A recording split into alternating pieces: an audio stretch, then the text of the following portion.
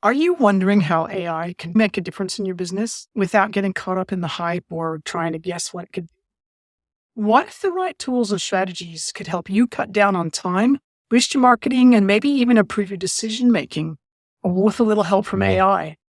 In today's episode, I'm talking with Sami Hero, a seasoned marketing and tech expert with a deep understanding of AI's real-world applications.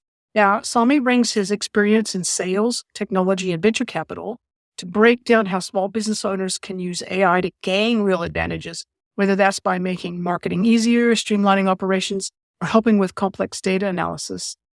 Sami's unique blend of tech expertise and practical business sense makes him the perfect guest to guide us through AI's complexities and show us what's possible right now for small business owners. He's here to share concrete steps along with his insights into AI's evolving role in business. Welcome to the Online Business Launchpad podcast. I'm Trudy Rankin, and I bring you stories, tips, and advice from online entrepreneurs who have overcome problems and challenges to get to success, because if they've done it, so can you. I've been running my own online business for over 9 years now, and I've become passionate about helping business owners like you successfully tackle the bumps in the road that could stop you from hitting the goals that matter to you. I've used my experience and the experience of others to help hundreds of people grow the online side of their business. My mission is simple. I want to help you solve the challenges you face as an online business owner so you can have more time and money for yourself and your family and more choices in how you live your life.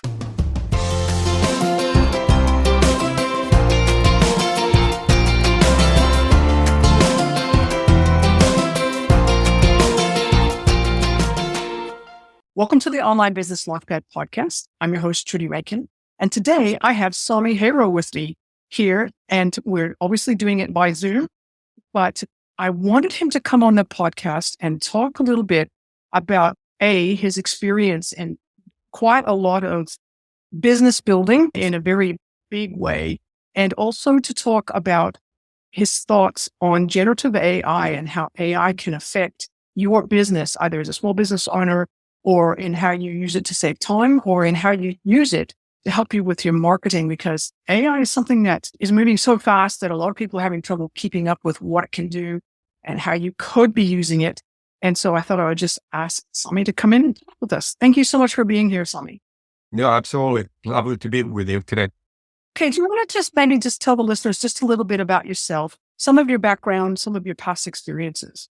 Yeah, I've got too much history, so to speak, to unpack here, but essentially I've been in sales and marketing and in technology since, let's call it forever, since like 90s and in the late 80s. And originally I was a developer, so I used to write code before I semi-accidentally became a marketing and salesperson.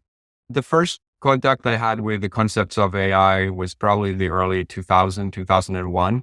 And around 2000, I moved to Canada to work for a company called Hummingbird that was later acquired by unpacks. And they were one of the early pioneers on semantic search and knowledge systems. And those algorithms and concepts those days created the foundation of today's vector databases and technologies like Bayesian algorithms that I used in the Gen AI platforms. And over time, these things have evolved. And of course, in the last 2 years, they've really burgeoned. And I would say when OpenAI released the ChatGPT, it became a consumer ready in so many ways that people started to realize, oh my God, what can we do with this? But AI and machine learning algorithms and predictive algorithms particularly have been around. But as we have more and more capacity almost for free from AWS and Amazon or Amazon AWS, as well as Google and Microsoft Azure. So we can do more. And of course it helps that NVIDIA came up with a second use for the video game chips. So yeah, now we're moving in light speed practically. Yeah. And almost every time I open my emails, there's another new thing that's come out and another person saying, hey, did you know you could do this cool thing with it? So can you just talk a little bit about what you do today and who do you help out?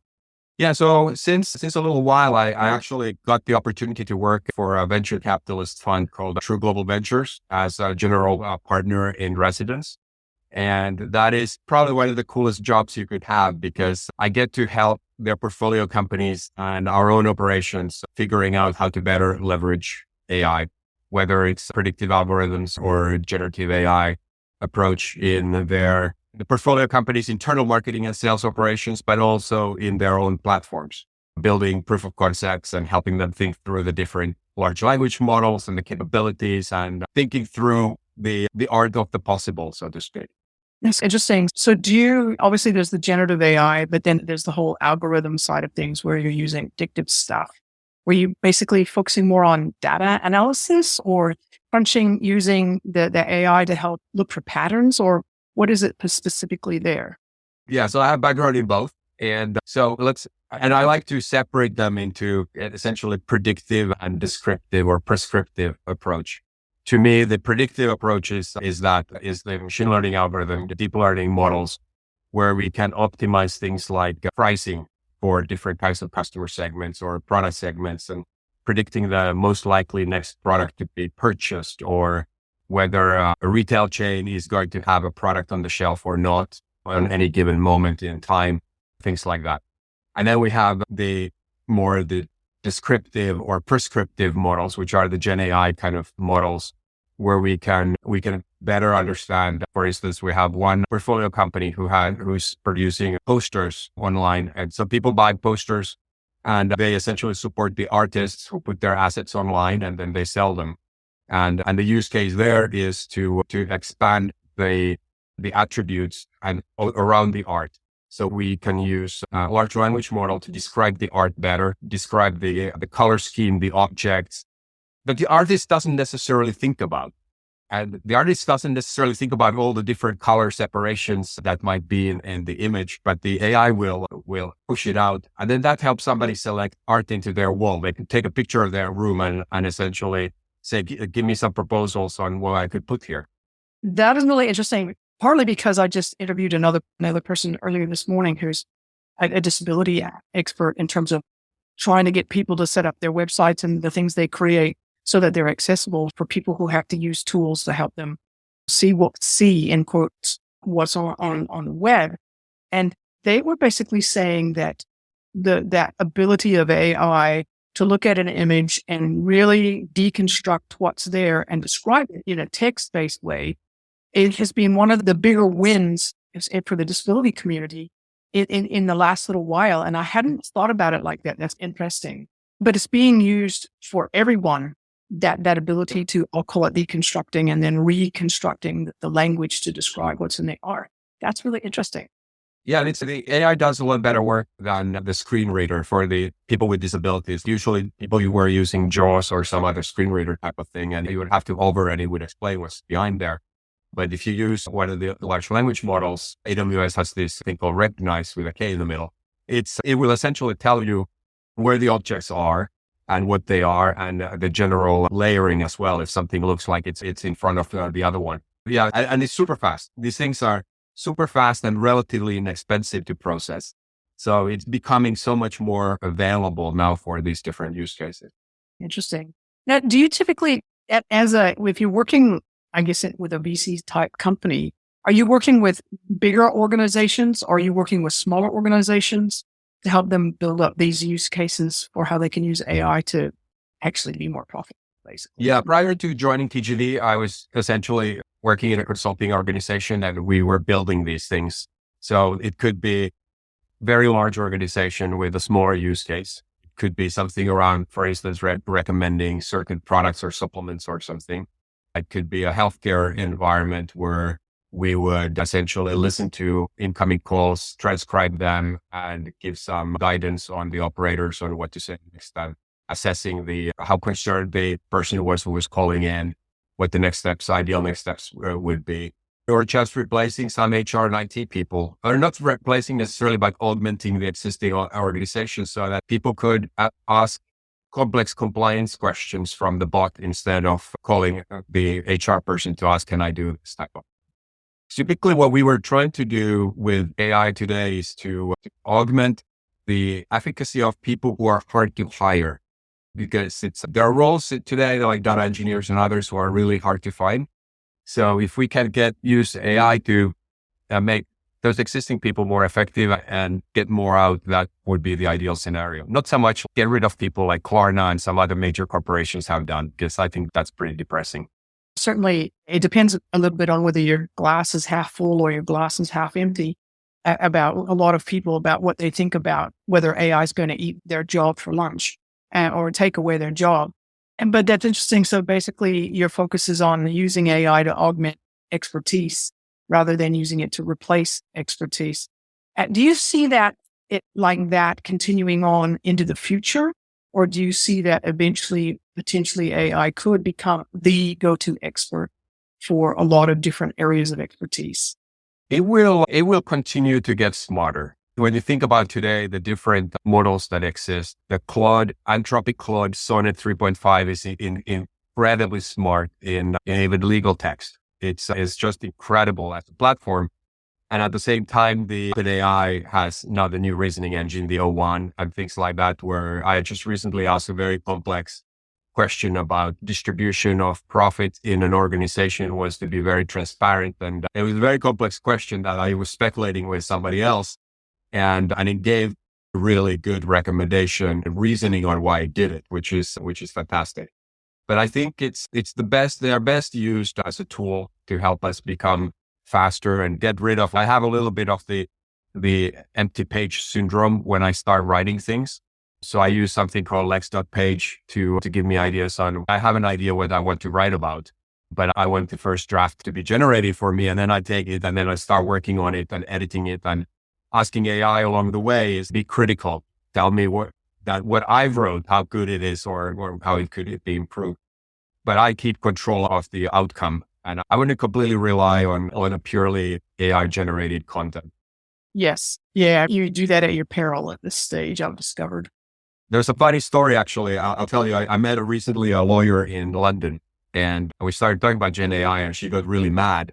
And I was like, what's going on? And she said that she spent a couple of billable hours, literally, looking for a statute on employment law in the UK that she had run into some blogs in two of other law firms' websites that looked slightly different, but very similar. So she thought that there must be something new that she's missed. And she went to the usual Westlaw and Lexis, which are the definitive tools to search, and she couldn't find anything around it. And it turned out that those two marketing teams had asked similar questions from ChatGPT, and it gave very similar hallucination for both of them, but not quite the same. But it was completely hallucinated situation. And she was just mad. She was like, why didn't they check their work afterwards? But this still happens. Hallucination still happens. And it's very hard to avoid it, but you need to be very careful. Yeah, because that's one of the unfortunately painful sides of AI at the moment. Although I assume that over time, hallucinations will decrease. They may not go away completely, but they should theoretically decrease. Yeah, it depends a little bit on the data set that has been used to train the models, because there is no secret deep intelligence in the system. It is really a highly sophisticated statistical model. So if the data set is somewhat conflicting, and of course we know that the content in the world today is not black and white, true or false, and because there are so many kind of half truths, half false things floating around, and some whatever fake news, so to speak. All of that stuff gets digested by these models, and so it depends on who is putting it together. And then our biases or the developers' biases and the people who curate this learning content also fall into it. I'll give you another example that happened a while back. During the pandemic, I was working for this company called Happy or Not, and we have these customer experience terminals that they also have in Australia and New Zealand. And because people didn't want to touch them, we decided that you can use your fingers to show whether it's like 2 is the second green face and with the camera. Our AI model that tracked it, the initial model was not trained with the diverse skin colors, skin tones. So it mostly worked with the Western white people, to be perfectly honest, and slightly brown. But when you had like African origin or something like that, it failed miserably. So we had to actually go back to another model, which was properly trained with enough content. So these things still happen with limitations or biases or whatever you want to call it. Yeah, no, that's an interesting case and that is one of the reasons why a lot of people are still worried about it, because as you say, the biases are built in. If the setting up of the language models or large language models isn't done with that thinking in the background or in the back of your mind, it is really easy to end up skewing the results, which is a little bit of a worry. And so for somebody who's a small business owner who is aware of AI, but doesn't necessarily have a lot of time to go out there and research it and figure out how they could or should be using it, but they've decided they're going to somehow try. What would be some of the things that they would need to be paying attention to right up front as they started doing their own research or trying to learn about how they could use AI? Yeah, I would almost turn you around a little bit to the use case perspective. Is that what would you want to use it for? What is your problem today? And let's say if you're a small business owner and let's say that you want to be more involved in like on LinkedIn, for instance, or if you need to do some online advertising and you need some bunch of different creatives to test, for instance, there's a great platform called Creative.ai that very quickly can give you ideas on what kind of ads you can use. And you can test obviously their efficacy and things like that. So I wouldn't necessarily go into the rabbit hole of let me learn about AI, generally speaking, but I would target it as where do I struggle? Where do I have a challenge in my business today? And there's also a way of just leveraging, and probably ChatGPT is the easiest way today to leverage it, is that you could literally throw in some of your existing content and ask ChatGPT to be critical and comment on it, or maybe throw in your P&L and your balance sheet and ask questions about how do you think my business is going? And of course, the one thing that is always good to keep in mind is that the large language models and the tools we have today tend to be very positive about things. So if you want proper critique, you actually need to prompt them to be critical. Literally saying, don't be nice, be critical. Because otherwise there will be like non-answers on this. If you want to write blogs, I would say that I love this tool called Lex.page, mostly because it's really meant for kind of writing drafts and writers. And I can swap the large language models behind the tool. So if I'm writing more technical things, I can ask it to use, let's say, the Sonnet 3.5. If I'm writing something more creative, I can use another model. So depending on the situation, I can swap a little bit on the supporting AI. So I would probably recommend on just looking at the specific use case you want to address, and then pick one or two tools. If you want to make quick videos, for instance, there's this tool called Pictory.ai, which is fantastic because you can drop a blog post or an article and it will pick up the essentials out of that article and propose creative elements and create a video for you. And you can do, I want a 2-minute video or 1-minute video out of this story. And it does closed captioning, voiceovers, everything super well. There are really nice different tools, but it's easy to go also into a ocean of tools because there are hundreds and thousands of tools popping up every day right now. That's interesting. I've heard of the ad creative one, but I hadn't heard of did you say Pictory.ai? Pictory. It's Pictory. It's Pictory.ai. I've used it for about, a year and a half, maybe now. It's actually quite good because it can also do transcripts of existing videos and closed captioning and all sorts of fun stuff like that. Now that sounds really interesting. Certainly a use case for me would be to take a transcript, plop it in and have it crunched down and a video created from that. That'd be interesting.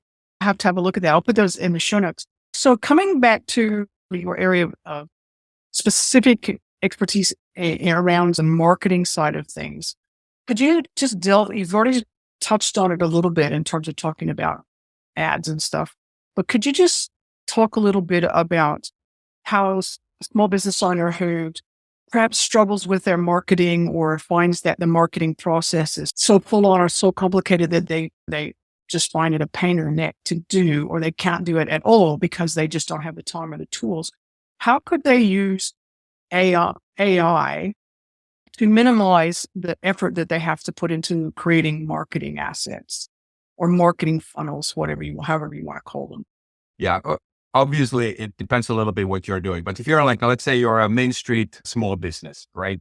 And you're a very local business. So you're not necessarily trying to attract people from thousands of miles away, but you're local. So one of the things is literally to ask ChatGPT is to prompt it and explain what you do, where you operate and what you're trying to sell and what your ideal customer looks like. and ask for ideas on what next actions you could take. It will actually give you a very like a go-to-market question. Essentially, it will tell you in a very good way about how to explain your offerings, and given who you are trying to target, what kinds of things you could use. So that could be like a one way of literally building a draft marketing plan for you.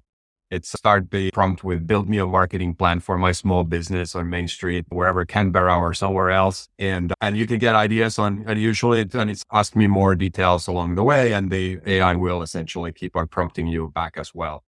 Then I think the other way is that once you have an idea of what you want to do, if you want to attract more customers in, so you may want to do things on TikTok, or depending on who your clients are. Like if you're selling some trendy stuff for the young people, you might be best off using Instagram and TikTok only.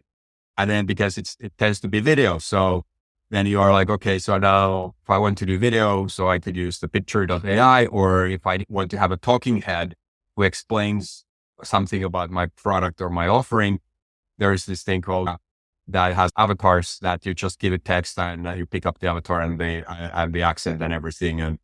And they will do the talking head for you. If you are like me with the face for radio, right? That's how I would look at it, is what is the exact immediate problem to solve. If you want to get help on pricing, one way of, or if you have some near competitors, let's say if you're like, I don't know, hardware store and you want to compare your stuff to the other guys, you can essentially ask the AI also to compare your website and your main messages on your website to your competitors. And the AI will literally give you point by point comparison on your main messages compared to their main messages or their products and pricing and things like that.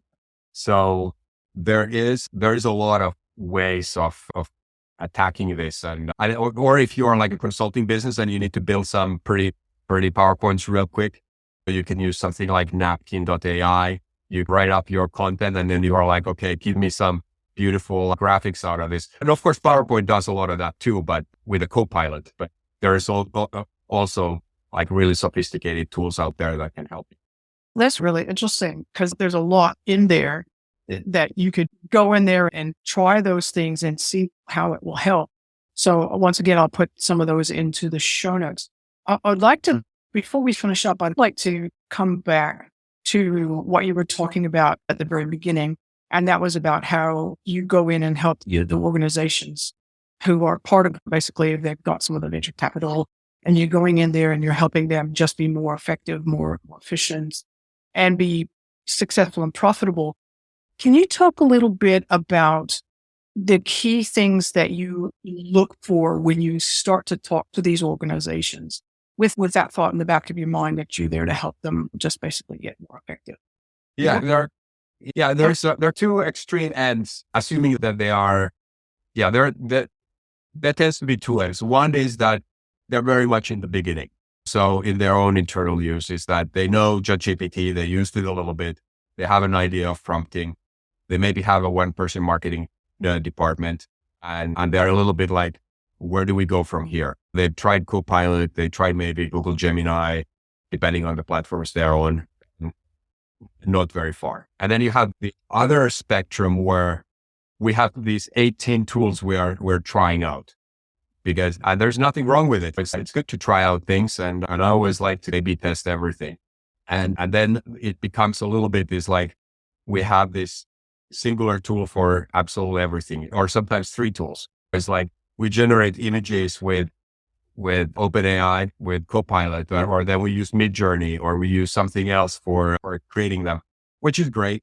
But then I have too many toys on my desk. Which one do I choose to do what? And so when it's that kind of, we're just starting, then the conversation I usually do is like what we had it a minute ago, is that let's talk about the use cases and what we're trying to achieve. And rather than picking up maybe the best tool for absolutely every single task, let's figure out if there are some tools that can do 2 or 3 or 4 of those things at the same time. And so that we can start testing it, because not every business gets a huge benefit from this content. And if you still need to be able to edit and improve and make it look like non-AI. Obviously images, if you get a Midjourney image, it is Midjourney image. You check that the person now doesn't have 6 fingers. There are those little things you check first. but try to make it your own and make sure that it feels the tone of voice of the organization and so forth. And then in the opposite end, we just actually had this kind of conversation with somebody just the week before last, where it's a little bit, is that, okay, so you've got a great selection of tools. Are you getting the full benefit from them? If you're paying $20 a month for each tool, suddenly we're looking at a pretty significant amount of money when you have 20 or 30 of these tools. Are there some that we should just kill and merge, or get something that maybe doesn't do every single thing as well, but does, generally speaking, 3 things pretty decently, but you replace those 3 things with 1. So you suddenly saved a little bit of money. So that's the type of kind of triage in that end of the spectrum. Interesting. I went to an online presentation for a consulting organization that actually goes into an organization and uses AI to look at everybody's job description and then figure out how they can use AI to save time for each of those roles. And it was fascinating to see how they had set up a series of GPTs in order to be able to do that. Do you have a process that you use? I assume that it starts with what's the problem, what's the challenge you're facing, but how do you go about creating GPTs that are fairly sophisticated and end up taking you from point A to point B to a number of complex steps? Yeah, I wouldn't necessarily create specific GPTs. There are now some workflow tools. I happen to one called Cassidy.ai that helps you create complex workflows within one tool. And it doesn't require you to create a separate GPT for every single action. They help you actually create those. Like, let's say, like workflow, like where somebody fills in a form on a website, you get the email in, you get the email, you can go scrape it from LinkedIn. You can add some enriched content around that person and then write it into HubSpot, for instance. I find it's very tempting to do just what you said, is go check people's job descriptions. But how many times you see that people are actually doing what their job descriptions are in an organization?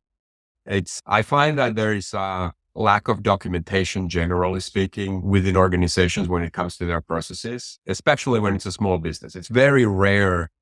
I've been in very small startups and I have friends who run small businesses. It's rare that they are super well organized. There's always a little bit of chaos. The chaos can be 10% or 80%. It depends on the business, right? But thinking that something sophisticated could come in and diagnose it automatically with AI and produce something, it goes to the category of too much magic. And I'm much more relying on having conversations with people and listening carefully to understand what's going on, what they're trying to achieve, what they're doing, and where their stressors are. Because it might be that somebody has 80% of their job description is focused on certain type of things, but it's the Pareto's rule. It's 20% of their job description takes 80% of their time, and you should really focus on those things instead. Yeah, no, I actually 100% agree with you, because and it's the talking to the people that matters, because I've got a background as a chief information officer. And anytime we went through any kind of change scenario, you had to understand what people were doing, what they were really doing, not what their job description said. What are they really doing? What is stopping them from being able to do their job the way that it's now shaped up to be? And having those conversations and helping people do the change in a way that's natural and not forced upon you in a very unhappy way in many instances. So that's interesting. I like that approach. Talking to people is always good value. And AI is not going to be able to take the place of the people conversations. I don't think, not for a very long time. Yeah. I'm a huge fan of science fiction, and I love the Asimov's books, and I still remember the HAL 9000. I'm sorry, Dave, I cannot do that. So there's always if we rely too much on automation, and we don't always, again, it's the question of biases. We don't always know what's behind it. If we blindly rely on something, it's obviously we blindly rely on things like weather forecast until we look outside and we check what the weather actually is. But many other things, I always take them with a kind of pinch of salt, try to triangulate a little bit, even if it comes from AI. Is that obviously if we're asking who's the king of England, the answer is pretty straightforward. But if it's something a little bit more murky, it's always good to check. Yes. complex and a little bit subjective, depending on where you stand. Yeah. That's been really fascinating talking to you with Sami and just hearing a little bit about just your worldview around AI and some of the things that can be done with it, and also how we need to be a little bit careful with it. So if people were interested in finding out more about you or they wanted to get in touch, where would they go? LinkedIn. LinkedIn is the best way. Yeah. I'm happy to engage with everybody. I believe in just open communication, happy to help. You can find me. I'm the only Sami.Hero on LinkedIn. So it's easy enough. It's a good place to go and look for people. I'll put that into the show notes as well. And just thank you so much for sharing with us and for being on the podcast. No, thank you for having me. It's been great. Thank you for joining me and Sami Hero today. I hope you found his insights into using AI to simplify marketing, save time and work more effectively as helpful as I did. AI is really powerful, but with the right approach, it can also be practical and even a lot of fun to explore. If you enjoyed this podcast, please hit subscribe and leave a quick review. Your feedback helps others discover the podcast and helps me make more episodes that matter to you. So until next time, keep taking those steps to make your business the best it can be, and I'll see you soon.